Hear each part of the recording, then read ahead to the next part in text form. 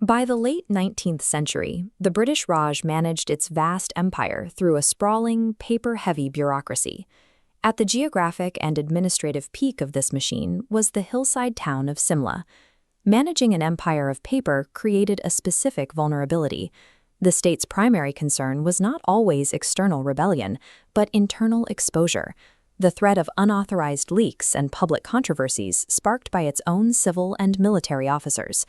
In 1884, the Home Department issued a specific directive: stop the premature publication of official documents by those handling them.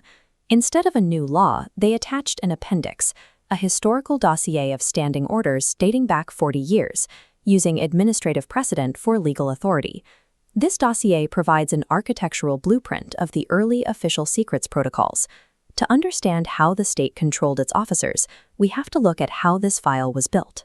This compilation reveals the specific legal steps a colonial bureaucracy used in its attempt to regulate the relationship between an officer's private intellect and their public duty. The 1847 Foreign Department document addressed a misconception: the belief that officers held personal rights over documents they handled. The ruling was direct. Information generated on the job belonged exclusively to the state and could not be made public without prior consent. The decree explicitly prohibited officers from using official information to carry out personal controversies, a practice the state labeled highly prejudicial to the public interest. Subsequent orders branded any unauthorized disclosure a positive breach of faith. This legal framing prevented an officer from using government data even to defend their own public character or reputation. This 1847 baseline established the bureaucracy's core operating axiom. It legally severed individuals from their generated data, rendering state information untouchable for personal use. By 1875, the Raj faced a practical limit. A total ban on publication was unworkable within a bureaucracy staffed by highly educated, literary men. The 1875 resolution introduced a structure to regulate how officers interacted with the press.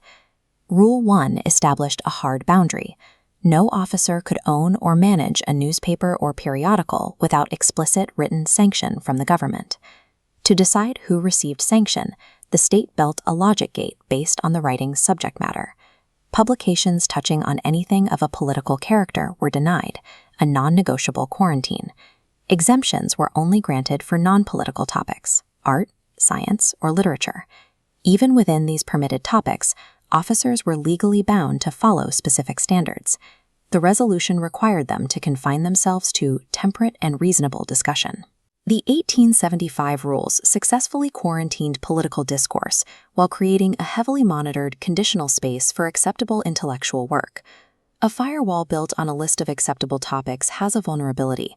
A central government cannot perfectly predict every type of sensitive information crossing an officer's desk. To close this gap, the administration issued the 1878 resolution from Camp Lahore. This order shifted the strategy. Instead of listing banned topics, the state relied on the discretion and intelligence of the officers. The legal mechanism dictated that if any doubt existed regarding information sensitivity, the officer was required to stop and seek superior orders. This reversed the burden of proof, making the officer personally liable for unauthorized disclosures, even if the information wasn't explicitly forbidden by earlier rules. By mandating pre-clearance whenever doubt existed, the Raj achieved theoretical control over all ambiguous state data. In 1884, the Home Department Directive activated this entire history. The 1884 directive sits atop a carefully constructed legal architecture. It rests on the property axiom of 1847, the topic quarantine of 1875, and the discretionary catch-all of 1878. These three mechanisms interlocked to form a watertight legal net. The 1884 directive activated a machine that was already built. The operational result was absolute. The SPEEP secured control over the contents of public disclosure and the precise timing of any release. You can trace the final distribution of this system on the final pages. The forwarding orders show it circulating to all departments and local governments across the network. It permeated every level of the administration. The faded signatures show these orders were pushed down to local division commissioners and jail superintendents. These documents record the legal framework the 19th century colonial state used to organize institutional secrecy and placed specific limits on the intellectual activity of its bureaucratic machine.